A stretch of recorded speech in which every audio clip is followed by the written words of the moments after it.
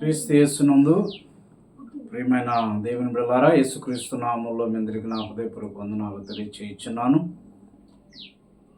ఈరోజు వాక్యాన్ని మనం ధ్యానం చేసుకుందాం. యోబు గ్రంథం 22వ అధ్యాయము 23వ వచనాన్ని చదువుకుందాం.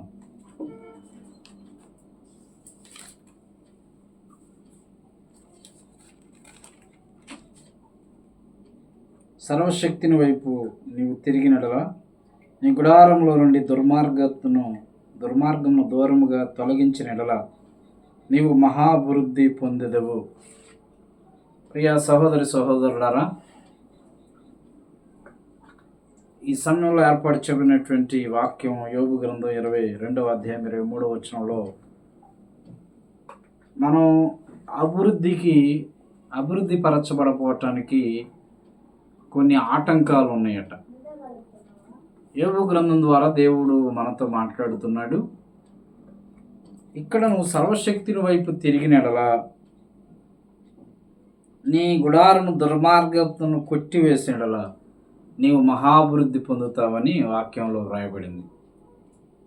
ప్రియా సహోదరులారా, ఈరోజు మన జీవితాలు ఎలా ఉన్నాయి పరిశీలన చేసుకుందాం. వాక్యం కొరకు ప్రార్థన చేద్దాం. ప్రేమ కలిగిన మా దేవ, పరిశుద్ధులను తండ్రి, వందనాలు, స్తుతులు, స్తోత్రాలు చెల్లిస్తున్నాం. ఈ సమయంలో ప్రభు యూట్యూబ్ ద్వారా వాక్యాన్ని వీక్షించినటువంటి పిల్లలకు కావాల్సిన జ్ఞానం ఇవ్వండి. నీ వాక్యం ఉన్నటువంటి ప్రభా నాయన మర్మాలు మేము గ్రహించినట్లుగా కృప చూపించండి. ప్రభా, మేము అభివృద్ధి పరచబడకపోవటానికి కారణాలు ఏంటో, ఆటంకాలు ఏంటో పరిశీలన చేసుకోవడానికి కృప చూపించమని, మీ పరిశుద్ధాత్మ నడిపింపుని సహాయాన్ని మాకు ఇచ్చి బలపరచమని యేసు నామములో ప్రార్థిస్తున్నాం తండ్రి, ఆమేన్. ప్రియ సహోదరులారా, మనం అభివృద్ధి పరచబడకపోవటానికి కారణాలు ఏంటి, అభివృద్ధికి ఆటంకాలు ఏంటి? నాడు చాలామంది వారి జీవితాల్లో అభివృద్ధిని చూడాలని, ఆశీర్వాదాలు చూడాలని, మేలు చూడాలని, దేవుని వలన గొప్ప కార్యాలు చూడాలని చాలామంది ఆశపడుతూ ఉంటారు. అయితే చాలామంది జీవితాలు అభివృద్ధిలోనికి రాకుండా, ఆశీర్వాదాలు పొందకుండా, అలాగే ఎక్కడున్నటువంటి గొంగళి అక్కడే అన్న రీతిలోనే ఉంటాయి. మరి మనము ఎంత దేవుని మందిరానికి వచ్చున్నా, ఎంతగా ప్రార్థించినా, ఎంతగా పరిచర్య చేయుచున్నా, మన కుటుంబాలు ఆశీర్వదించబడకపోవటానికి, మనం అభివృద్ధి పరచబడకపోవటానికి కారణాలు ఏంటో వాక్యం ద్వారా 3 విషయాలను మనం ఈరోజు ధ్యానం చేయడానికి ఆశపడదాం. చూడండి, ఇక్కడ యోబు గ్రంథం 22వ అధ్యాయములో యోబుకి ఆయన స్నేహితులకు మధ్య జరుగుతున్నటువంటి ఆ యొక్క సంభాషణను మనం జ్ఞాపకం చేసుకోవాలి. యోబుకి ఆయన స్నేహితులకు మధ్య ఉండేటటువంటి ఆ యొక్క సంభాషణను మనము జ్ఞాపకం చేసుకోగలిగితే, ఈ సంభాషణలో వాళ్ళు అంటారు, ఎలీఫజు, బిల్దరు, జోసెఫ్ అనే 3 యోబు స్నేహితులు ఉన్నారు. ఆ 3 మధ్య వచ్చినటువంటి సంభాషణలో భాగంగా తెమానీయుడైన ఎలీఫజ్ చెప్పినటువంటి వాక్యంగా 22వ అధ్యాయాన్ని మనం పరిశీలన చేస్తాం. ఇక్కడ యోబుతో ఎలీఫజ్ చెప్తున్నటువంటి మాటలు ఏంటంటే, నీవు దుర్మార్గతను నీ ఇంట్లో కొట్టివేస్తే, సర్వశక్తిని వైపు నీవు మళ్ళుకుంటే నీవు మహాభివృద్ధి పొందుతావు అని ఎలీఫజు యోబుతో చెప్తున్నాడు. ప్రియ సహోదరులారా, ఈరోజు మనం అభివృద్ధికి ఆటంకాలు ఏంటో చూద్దాం. మొదటిగా బైబిల్ గ్రంథంలో నుండి యోబు గ్రంథం 8వ అధ్యాయము 6వ వచనాన్ని పరిశీలన చేద్దాం. మనము ఆశీర్వదించబడకపోవటానికి, మనం దేవుని వలన అభివృద్ధి పొందకపోవటానికి గల ఆటంకాల్లో మొదటి ఆటంకాన్ని చూద్దాం. యోబు గ్రంథం 8వ అధ్యాయం 6వ వచనం,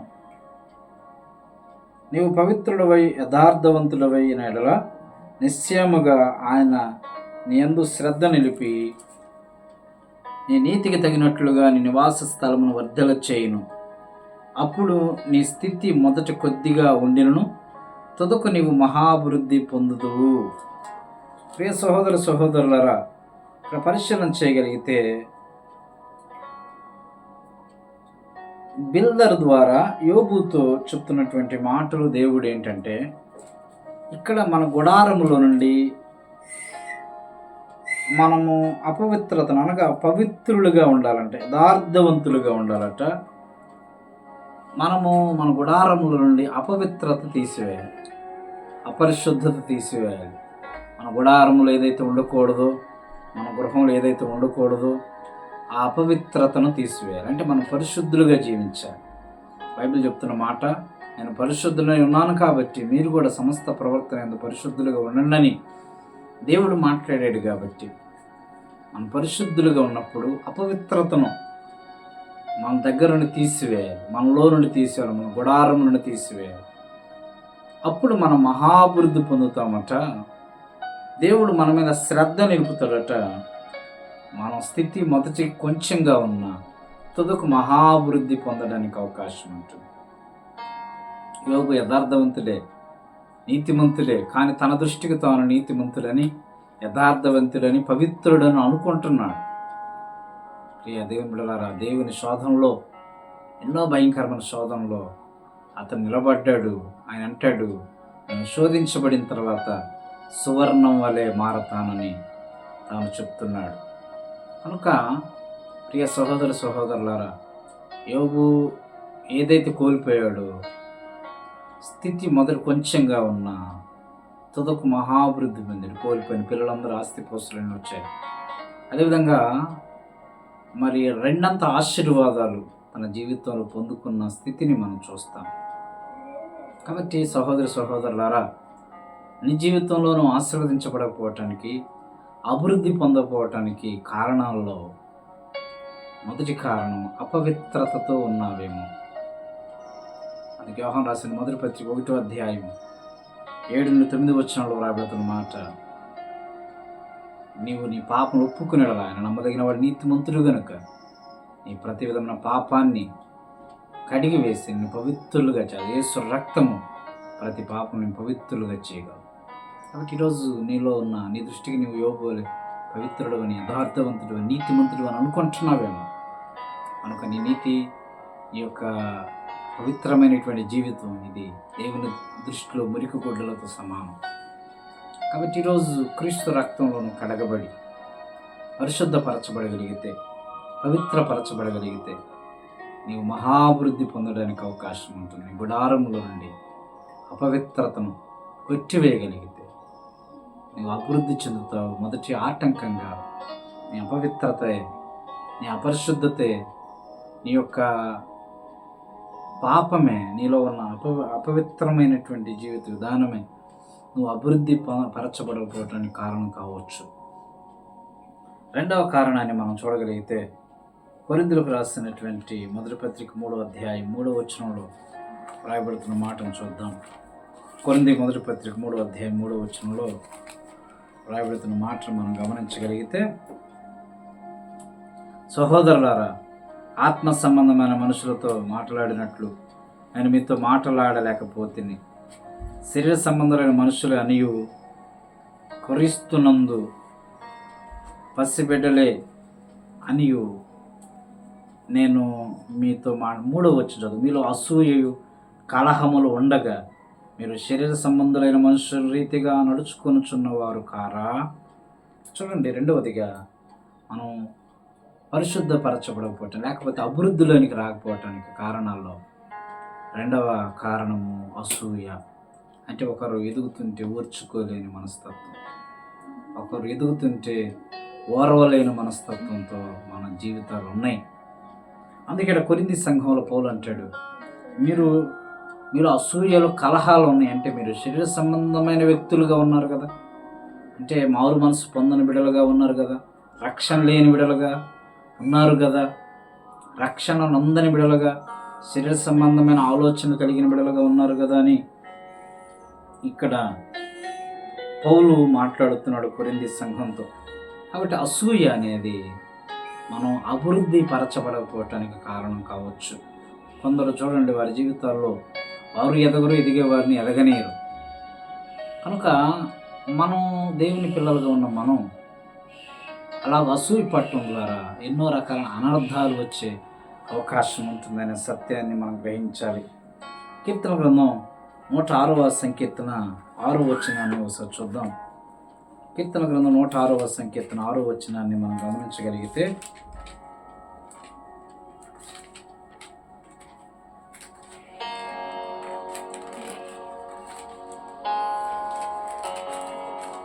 నూట 6వ సంకీర్తన 6వ వచనాన్ని మనం పరిశీలన చేసుకోగలిగితే, ఇక్కడ మనం ఆశీర్వదించబడకపోవటానికి కారణాల్లో అసూయ ప్రధానమైనదిగా ఉంది. 106వ సంకీర్తన 16వ వచనం చదువుకుంది. వారు తమ తండుపాళెంలో మోషే యందును యెహోవాకు ప్రతిష్ఠితుడైన అహరోను యందును అసూయపడిరి. భూమి నెరవిడిచి దాతాను మృంగెను, అది అభిరాము గుంపును కప్పివేసెను.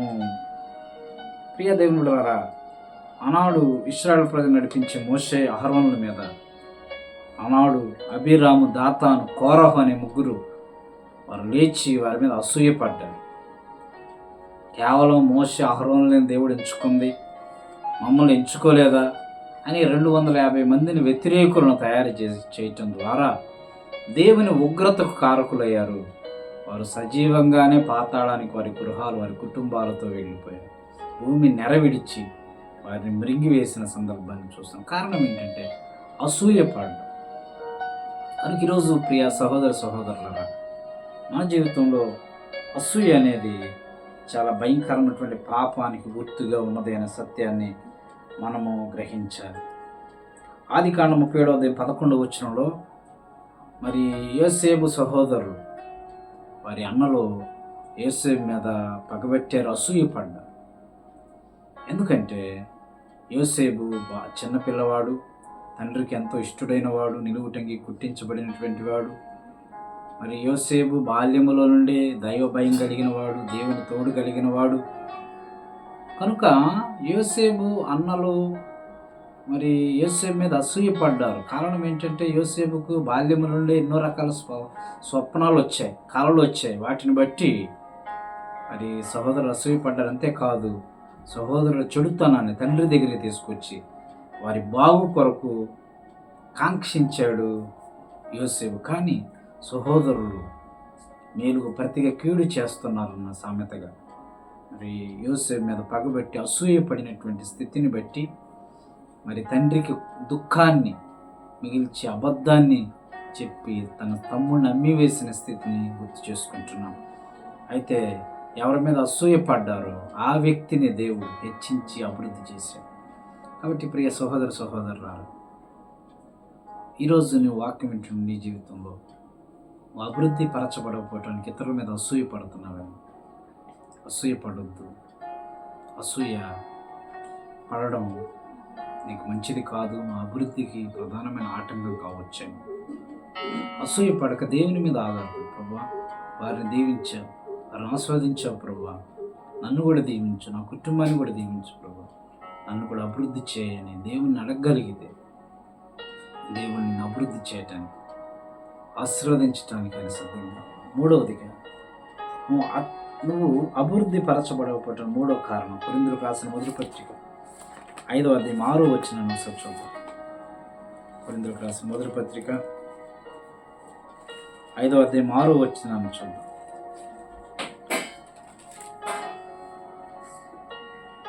మీలో జాగ్రత్తం ఉన్నదని వదంతి కలదు. మీలో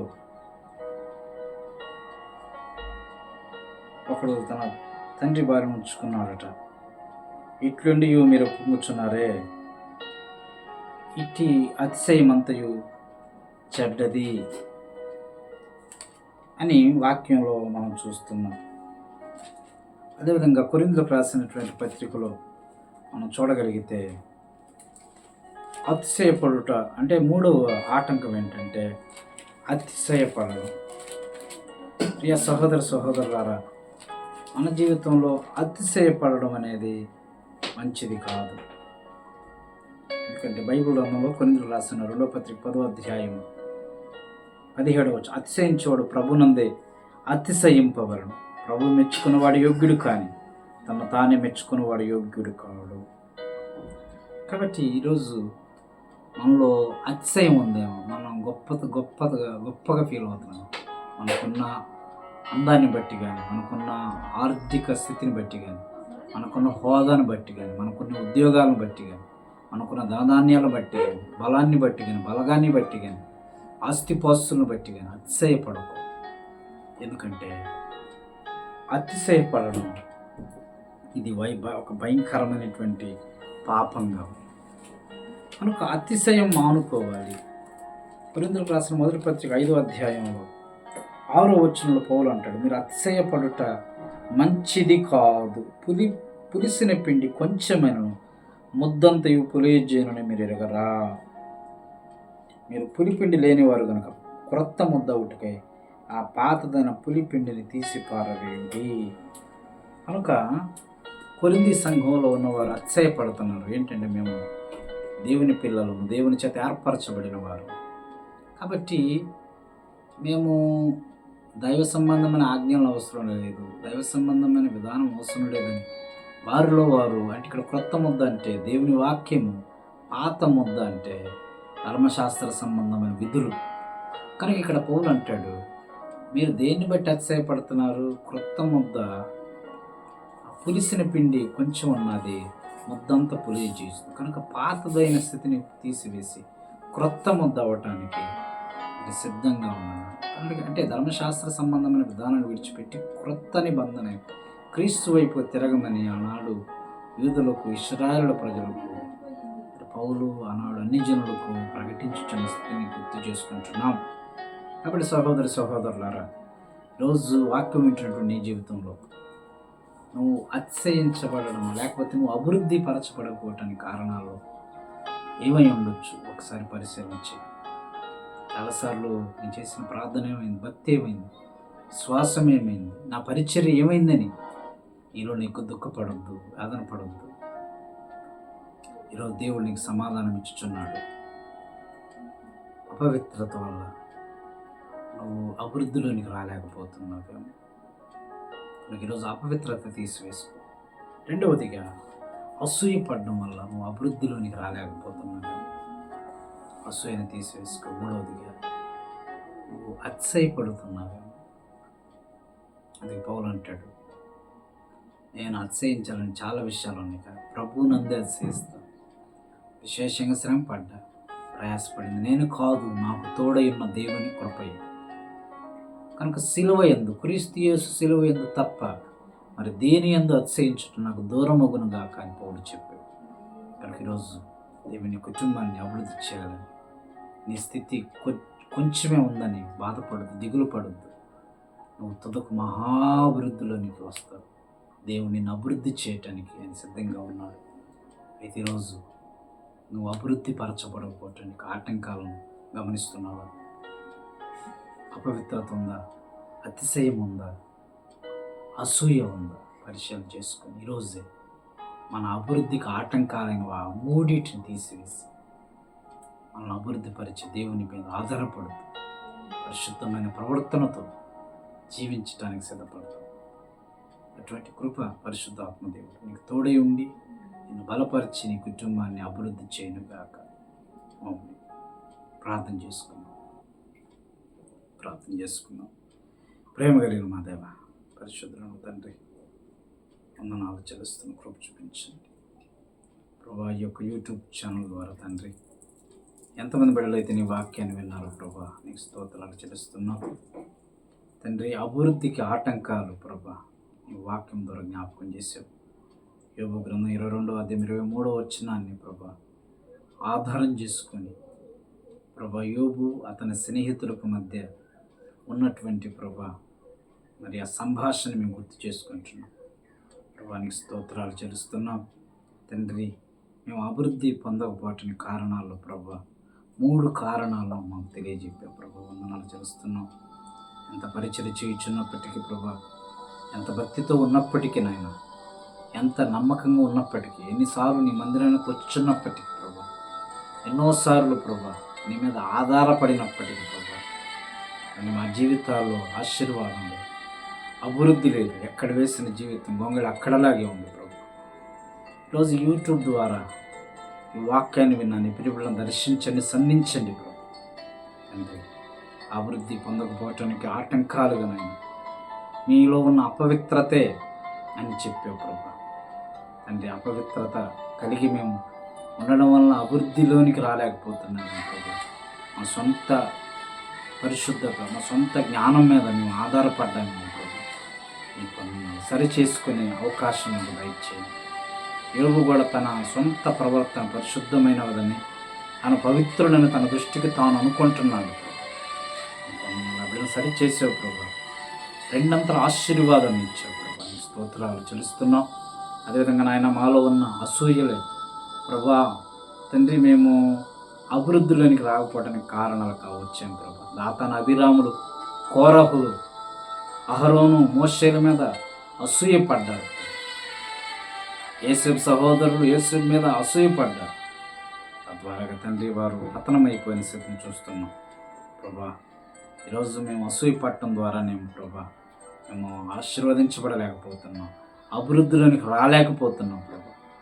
అసూయను తీసివేసుకునే భాగ్యాన్ని ఇవ్వండి ప్రభా. నీకు అదేవిధంగా తండ్రి, మేము అతిశయపడుతున్నామేమో ప్రభా. అతిశయించడం మంచిది కాదని ప్రభు మెచ్చుకునేవాడు యోగ్యుడని చెప్పావు ప్రభా. తండ్రి, మమ్మల్ని మేము మెచ్చుకోవటం కాదు ప్రభా, నీ ద్వారా అతిశయాన్ని పొందే బిడలుగా ఉన్నట్టు ప్రభు చూపించాను. క్రీస్తు యేసు శిలువ యందు తప్ప మరి దేని యందును అతిశయించుట నాకు దూరమగునుగా కానీ పౌలు చెప్పాడు ప్రభు. నీలో అతిశయించే జీవితం దయచేయండి ప్రభు. స్తోత్రాలు. రోజు ఈ వాక్యాన్ని ఇంట్లో విన్న వీళ్ళందరూ దీవించండి, ఆశీర్వదించి వారి కుటుంబాలను అభివృద్ధి చేయండి. వారి కుటుంబాలకు అభివృద్ధికి ఆటంకాలుగా ఉన్న ప్రతి ఆటంకాన్ని ఈ క్షణమందే విడిచిపెట్టడానికి సహాయం చేయండి. అంచెలంచెలుగా వీళ్ళ కుటుంబాలను దీవించండి. వారికి ఆరోగ్యాన్ని ఇవ్వండి, శక్తిని ఇవ్వండి, బలాన్ని ఇవ్వండి. ఉద్యోగాల్లో, వ్యాపారాల్లో, చేతులు కూలి పనుల్లో బిడ్డలకు వెళ్ళి తోడుగుండి అభివృద్ధిని దయచేయండి. ఇప్పుడు వారి స్థితి కొంచెంగా ఉండొచ్చునని తదుకు మహాభివృద్ధి పొందుతారని గొప్ప నిశ్చయతతో ప్రభు విశ్వాసముతో తండ్రి ముందు కొనసాగి చూపించమని, ఇక దేవా ఈ ప్రార్థనలో పాల్గొని వీళ్ళందరూ దీవించమని వాక్యం ద్వారా సంధించినందుకు వందనాలు తెలుస్తూ యేసు నామములో ప్రార్థిస్తున్నాము తండ్రి. తండ్రి, కుమారుడు, పరిశుద్ధాత్మలు త్రియేక దేవుని ఇప్పుడే సదాకాలం దేవుని సన్నిధి తోడై ఉంది. మీ స్థితి కొంచెం ఉన్నప్పుడు తుదకు మహాభివృద్ధి పొందినప్పుడు మీ అభివృద్ధికి ఉన్న ఆటంకాలను యేసు నామములో దూరం చేయొచ్చు. దేవుడు నన్ను అభివృద్ధి చేసి దీవించను. అవును.